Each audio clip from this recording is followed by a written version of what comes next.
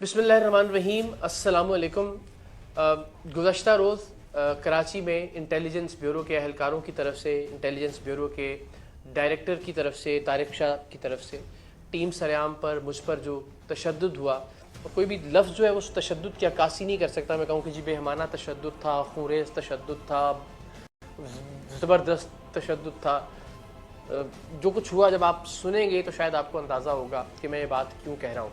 तो मैं चाहता हूँ कि ज़रा उसकी तफसीर और पूरी टाइमलाइन आपसे शेयर करूँ कि क्या हुआ, क्यों हुआ, कैसे हुआ और इस वक्त क्या सूरत हाल है। इंटेलिजेंस ब्यूरो के जो अफसरान और अहलकार हैं, उनके पास एक इख्तियार है कि नादरा की जानिब से किसी भी पासपोर्ट या आइडेंटिटी कार्ड की अगर कोई तनाज़े का मामला हो तो उसकी वेरिफिकेशन इंटेलिजेंस ब्यूरो को करना होती है।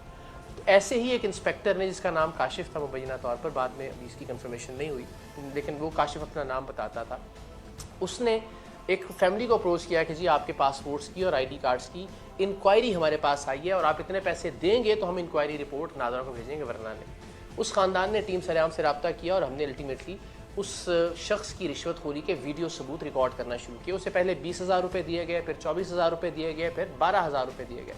तो ये ज़रा एक आध वीडियो उसकी देखिए, पैसे लेने की, इंटेलिजेंस ब्यूरो के इंस्पेक्टर काशिफ की रिश्वतखोरी की।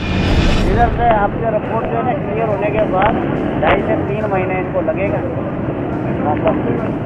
1 2 3 4 5 6 7 8 9 10 11 12 13 14 15 16 17 18 19 20 21 22 23 24।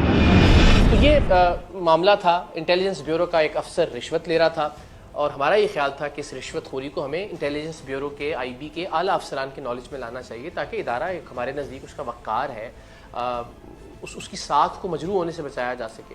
तो जो आखिरी किस्त थी रिश्वत की 12,000 रुपये, वो जब ये शख्स ले रहा था और वो ले भी इंटेलिजेंस ब्यूरो के दरवाजे के बाहर खड़ा होकर पैसे वसूल कर रहा था, तो हमने ऐन उस वक्त जब वो पैसे ले रहा था हमने उसको धर लिया जाके और हम उसको लेके इंटेलिजेंस ब्यूरो के अंदर चले गए। हमने कहा कि आपके अफसर कौन कौन इस वक्त मौजूद हैं। हमें अब बाद में कहा गया कि जी देखें जी आप बग़ैर इजाज़त अंदर आ गए और ये सिक्योरिटी लैब्स था, और तो वाकई ये सिक्योरिटी लैब्स था कि वहाँ पे कोई सिक्योरिटी एहलकार था ही नहीं कि जिससे हम इजाज़त लेते अंदर जाने के लिए। और जो पहला सिक्योरिटी एहलकार हमें मिला, हमने उससे कहा कि ये वीडियो सबूत हैं, ये शख्स करप्शन में मुलविस पाया गया है, आप अंदर जाके जो भी अफसर मौजूद हैं उनको बताएं कि हम आए हैं तारुफ करवा के, और वो ये वीडियो सबूत आपको दिखाना चाहते हैं ताकि आप उनके खिलाफ कार्रवाई कर सकें। इतने में, और मैं जो लफ्ज़ भी और जो जुमला भी और जो बात भी कह रहा हूँ इस यकीन के साथ कह रहा हूँ, और आप भी समझ सकते होंगे कि अगर मैं एक बात भी झूठ बोलूँगा तो वो उसी वक्त निगेट हो जाएगी इंटेलिजेंस ब्यूरो के अंदर लगे हुए सीसीटीवी कैमरों की फुटेज की मदद से। यानी मैं कहूँ जी मैंने हाथ नहीं उठाया, और अगर मैंने हाथ उठाया हुआ तो सीसीटीवी कैमरे में नज़र आ जाएगा। अगर मैं कहूँ कि जी मैं लाउड नहीं हुआ तो अंदाज़ा हो जाएगा सीसीटीवी कैमरों से। या मैं कहूँ जी मारा पहले हम, तो किसी भी चीज़ को जो मैं बात करूँगा वो साबित की जा सकेगी। और अगर मैं कोई झूठ बोलूँ तो मैं चैलेंज करता हूँ कि उसको उन सीसीटीवी कैमरों की मदद से झूठा साबित कर दिया जाए, तो मैं ज़िंदगी भर कभी टेलीविज़न पे नहीं आऊँगा। हमेशा मैं ये बात कहता हूँ कि अगर मैं झूठा हूँ तो मुझे हक़ नहीं है कि मैं टेलीविज़न पे या स्क्रीन पे आऊँ और आप लोगों से बात करूँ।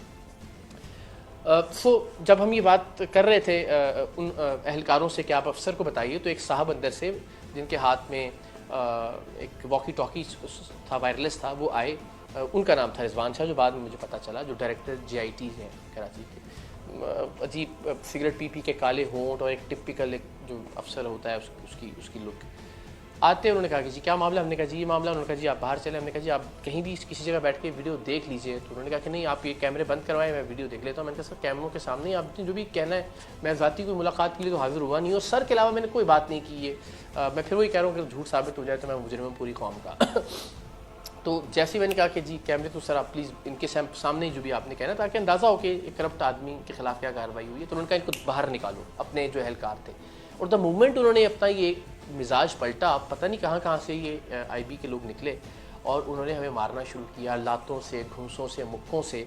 एंड मैं फिर कह रहा हूँ CCTV फुटेज से ये बात निगेट की जा सकती है अगर मैं झूठ बोल रहा हूँ कि सब लोगों ने पिस्टल्स निकाले फिल्मी अंदाज में, पीछे से चैम्पर किया और मेरे जो है ना जो बट होते हैं पिस्टल के, वो मारना शुरू किए। मुझे दीवार के साथ पट खा गया, दीवार से उठा के फिर वापस पिस्टल मारी गई। मारने के बाद उन्होंने कहा जी इनकी शर्टें उतारो, उनकी आंखें बांधो। हमारी ही शर्टें उतारी गई और हमारी आंखें, ज़ाहिर हम उस सिचुएशन के अंदर हमने ज़िंदगी में कभी किसी के ऊपर कोशिश की है कि पहले हाथ ना उठाएं, इवन रिटेलिएशन में भी हाथ ना उठाएं। और मेरी तो कोशिश ये थी कि मैं इन लोगों को ज़रा इंगेज रखूँ सो दैट हमारे कैमरे किसी तरह से जो है वो भाग सके, कोई कैमरामैन कोई फुटेज लेके शायद किसी तरह से कुछ बच जाए और मैं मार भले खाता रहूँ थोड़ी देर। लेकिन ऐसा हो नहीं सका। उन्होंने मुकम्मल तौर पे घेराव किया, हमारी कमीज़ें उतारी गई, बांधी गई और बांधने के बाद हमें एक टॉर्चर सेल में ले जाया गया। वहाँ पिस्टल रख के हमारी टीम, जो टीम सरेआम के नुमाइंदे हैं, उनके ऊपर कहा गया मुझे कि आप कपड़े उतारें।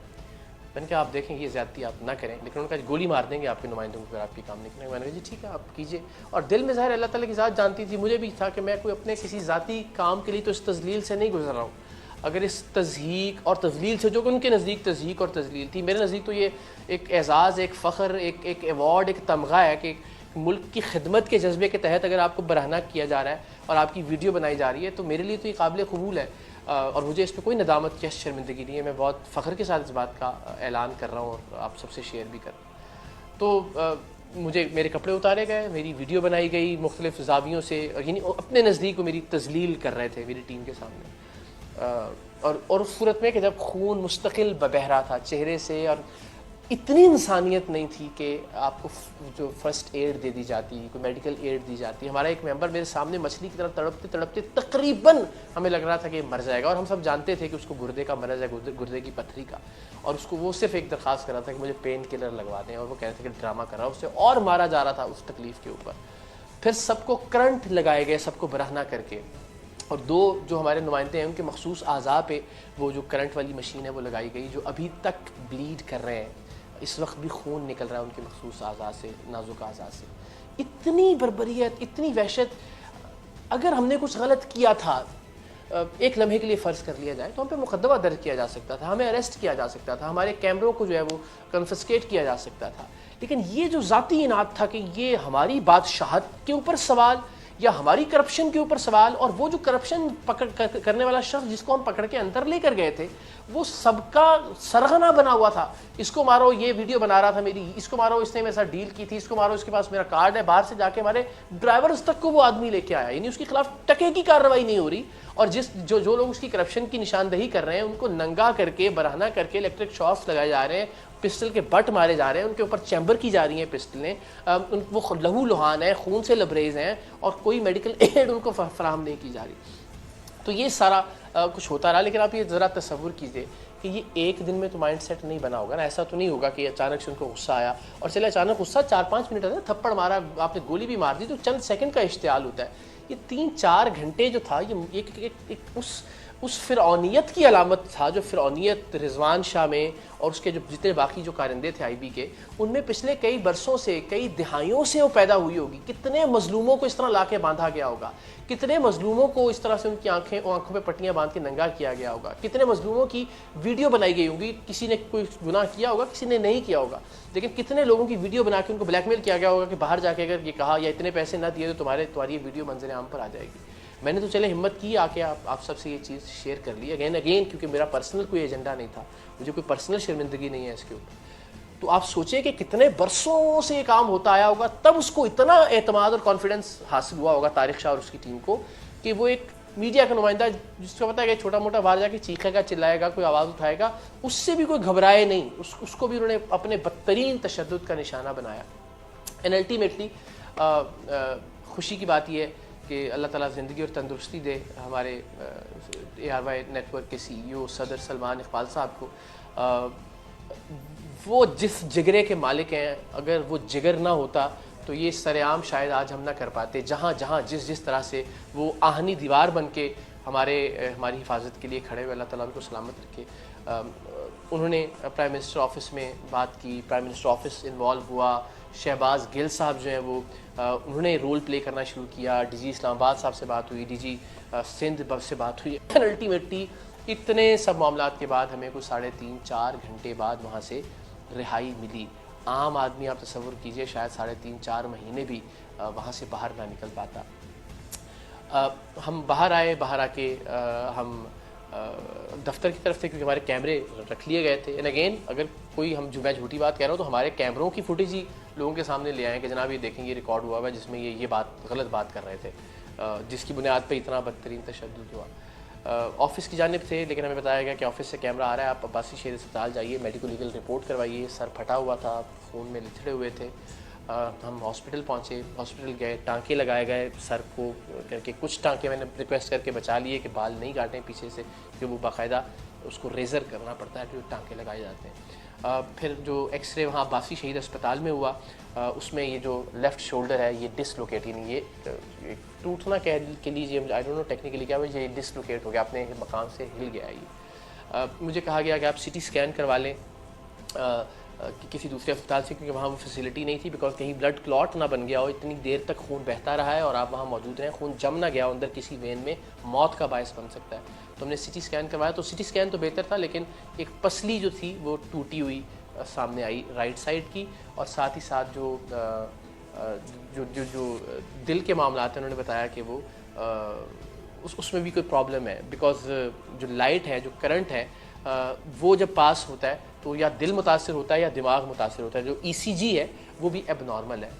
सो खैर इस हालत में मैं ज़ाहिर है मीडिया पर भी और अपनी बात इसलिए कि लोगों को अंदाज़ा हो कि इदारों के अंदर कितनी बर्बरियत, कितनी सफाकियत, कितनी दरिंदगी, कितनी करप्शन है, और जिस मकसद के लिए मैंने ये मार खाई है, अगर वो मैं आराम से खामोश होकर बैठ जाऊँ घर में तो वो मकसद फुलफ़िल नहीं होगा। तो मैं चाहता था कि ये सारी स्टोरी जो है वो नरेट की जाए, और मेरे वो 2 अरकान जो बेचारे इस वक्त भी शदीद तकलीफ़ में मुब्तला हैं, जिन्हें करंट उनके नाजुक आज़ा पर लगाया गया, वो भी अंडर ट्रीटमेंट हैं, अल्लाह ताला उनको भी सेहत दे, आप प्लीज़ उनके लिए भी दुआ कीजिएगा।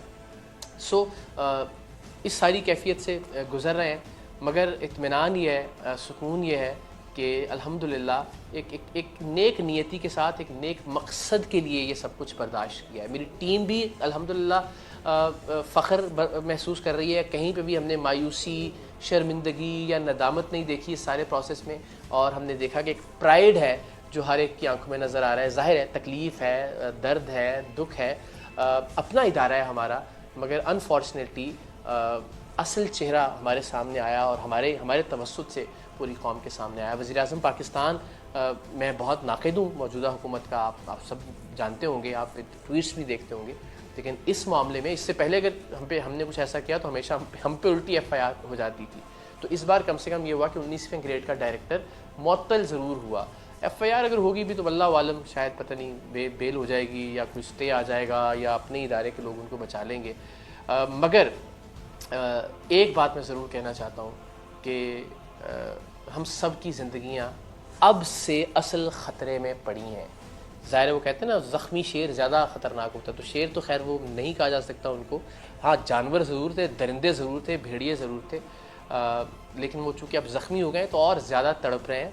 और यकीनन जो उस वक्त नहीं कतराए पिस्टल हम पर लोड करने से, जो हमारी लोकेशंस निकाल सकते हैं, जो हमारी फ़ोन कॉल्स की रिकॉर्डिंग्स कर सकते हैं, एजेंसी है ज़ाहिर है, तो मेरी टीम की ज़िंदगियाँ सही मानों में अब ख़तरे में पड़ी हैं।